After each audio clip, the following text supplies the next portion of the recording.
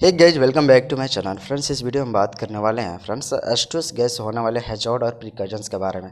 तो फ्रेंड्स ये वीडियो बना रहा हूँ क्योंकि ये वीडियो बहुत इंपॉर्टेंट है, क्योंकि जो भी ऑयल एंड गैस रिफाइनरी में काम करते हैं तो यहाँ पे जनरली यहाँ पे जो गैस है वो खतरनाक गैस जो लीक होती रहती है वो एस्ट्रोस गैस होती है। तो फ्रेंड्स एस्ट्रोस गैस से रिलेटेड हम कुछ क्वेश्चन के बारे में बात करेंगे, और जो भी क्वेश्चन है आप उसको ध्यान से देखिएगा, लास्ट तक देखिएगा। वीडियो शॉर्ट में बनेगी और बहुत ये वीडियो आपके लिए इन्फॉर्मेटिव होने वाली है फ्रेंड्स, ठीक है। तो चलिए इस वीडियो को शुरू करते हैं और आगे बढ़ते हैं फ्रेंड्स। यहाँ पे यह पहला क्वेश्चन है, व्हाट इज H2S यानी हाइड्रोजन सल्फाइड क्या है।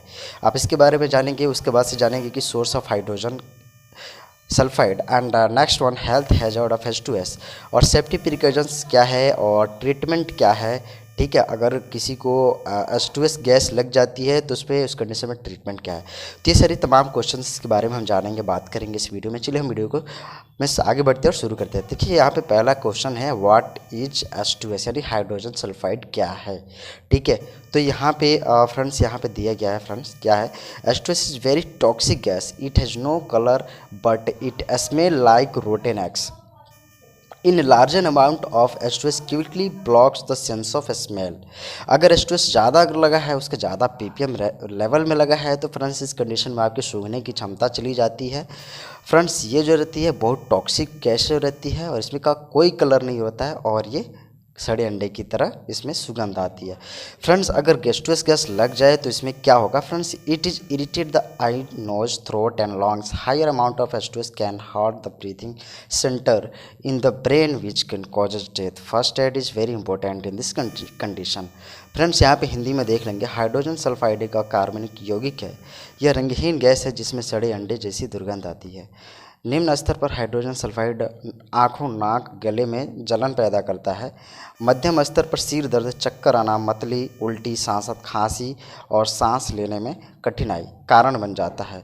उसके बाद से उच्च स्तर सदमे, अक्षेप, कोमा, मृत्यु का भी कारण बन सकता है। तो फ्रेंड्स ये है H2S से जो हमारे शरीर को हानि पहुंचती है वो सारा चीज़ें। तो फ्रेंड्स इसका स्क्रीनशॉट ले लीजिए। चलिए हम आगे देखते हैं अगला क्वेश्चन। जैसे कि हमने बताया था आपका सोर्स ऑफ H2S ये कहाँ से निकलती है। फ्रेंड्स यहाँ पे पहला जो है डीकम्पोजिशन ऑफ ऑर्गेनिक मटेरियल। जैसे कि मान लो कि कहीं हम रास्ते में जाते हैं, ठीक है ना, रास्ते में जाते हैं और अचानक हमको लगता है कि कोई जानवर मरा पड़ा है और बहुत दिनों से सड़ रहा है, ठीक है, जानवर कोई है, उसमें ऐसा गंध निकलता है कि वो सूंघने लायक नहीं रहता है, इरिटेशन होने लगता है। तो H2S गैस उसमें से धीरे धीरे प्रोड्यूस होने लगती है, ठीक है ना। उसके बाद से बाई पेट्रोलियम, अगर refinery oil and gas refinery में काम कर रहा है तो वहाँ पे तेल का, ऑयल का और गैस का रिफाइन किया जाता है, तो उस कंडीशन में जो है वहाँ पे H2S गैस रिलीज हो सकती है, ठीक है ना।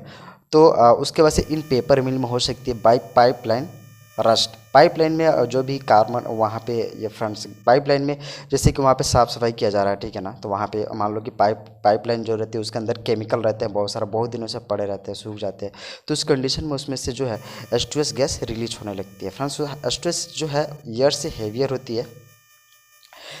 फ्रेंड्स इसके बाद से मैं आपको बता दूं कि H2S के लेवल अगर 100 ppm पहुँच जाए, ठीक है ना, पार्ट पर मिनट, यानी इसका फुल फॉर्म होता है पार्ट पर मिनट होता है, ठीक है ना, पार्ट पर मिनट होता है।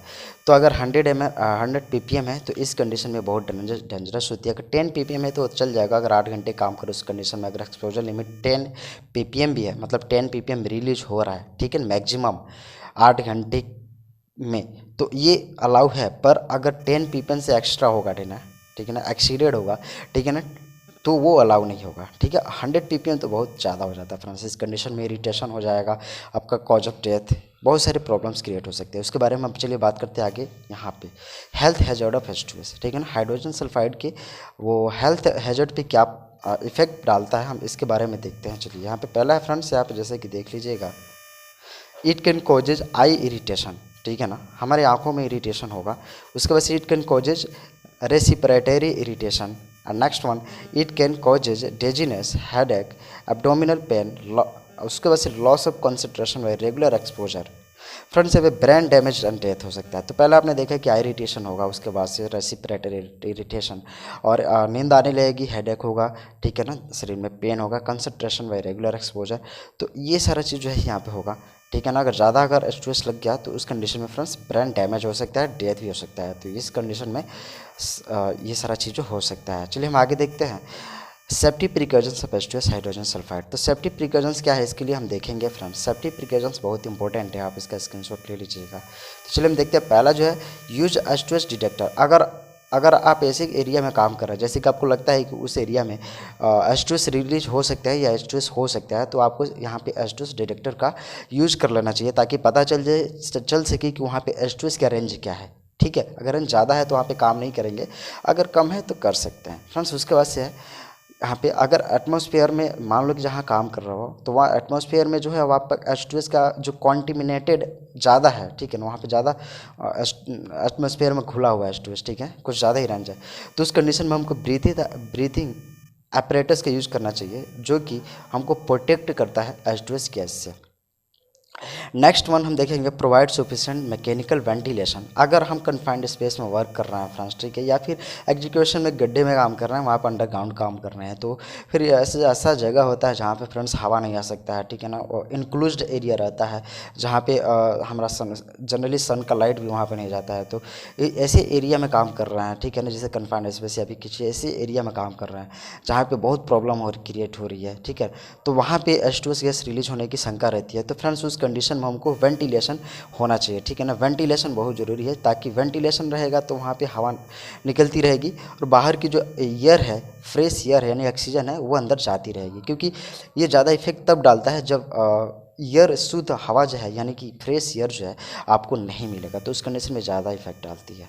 तो इसलिए वहाँ पे मैकेनिकल वेंटिलेशन होना चाहिए।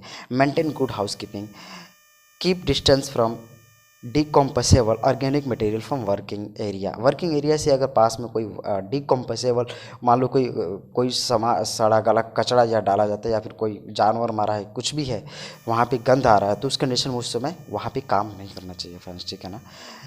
तो ये सारी चीज़ें हैं। हम आगे देख लेते हैं ट्रीटमेंट ऑफ H2S। अगर H2S लगा है तो विक्टिम को क्या ट्रीटमेंट देना चाहिए, तो ये बहुत इंपॉर्टेंट है फ्रेंड्स। यहाँ पे देखें, the victim must be immediately remove outside fresh air, don't remove PA before exiting the area. मतलब एक्सिटिंग द एरिया मतलब एरिया से निकलने के पहले उसको जो भी उसने अपरेटस पहने हुए हैं, ठीक है ना, तो उसको उससे निकालना नहीं चाहिए, वैसे के तैसे ही रहना चाहिए। लेकिन विक्टिम को फ्रेंड्स फ्रेश एयर में ले जाना चाहिए, आउटसाइड में ले जाना चाहिए, ठीक है ना, तुरंत ले जाना चाहिए। इससे उसको बहुत हेल्प मिलती है ताकि उसको शुद्ध ऑक्सीजन मिलेगी, शुद्ध हवा मिलेगी। तो इस कंडीशन में उसको जो है थोड़ा सा रिलीफ मिलेगी, ठीक है ना, H2S लगा भी होगा तो थोड़ा सा रिलीफ मिलेगी, तो वो थोड़ा सर्वाइव कर सकता है। तो इसलिए उसको तुरंत उसको आउटसाइड ले जाना चाहिए, फ्रेश एयर में ले जाना चाहिए। The victim has stopped breathing, CPR must be started. मतलब अगर मान लो कि ज़्यादा ही लगा है, ठीक है, उसमें H2S गैस ज़्यादा लगा है, तो उसको CPR तुरंत देना चाहिए। CPR कहने का मतलब है कि उसको मुंह में हवा भरना चाहिए, ठीक है ना, मुंह में उसको हवा भरना चाहिए ताकि वो सांसें ले सके, ठीक है ना। तो इस कंडीशन में ये चीज़ जो है उपयोग कर लेना चाहिए और जल्दी से जल्दी हो सके हमको उसको मेडिकल में ले जाना चाहिए, मेडिकल ट्रीटमेंट के लिए ले जाना चाहिए। तो ये सारा कंडीशन है फ्रेंड्स, इसमें हमने इतना ही देखा। तो ये H2S बहुत इंपॉर्टेंट है, जैसे कि अगर आपने रिफाइनरी वर्क में काम कर रहे हो तो बहुत ज़रूरी है इसके बारे में जानना और इसकी जानकारी रखना बहुत ज़रूरी है।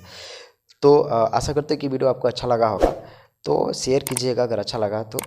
और ये वीडियो देखने के लिए आपका थैंक यू सो मच।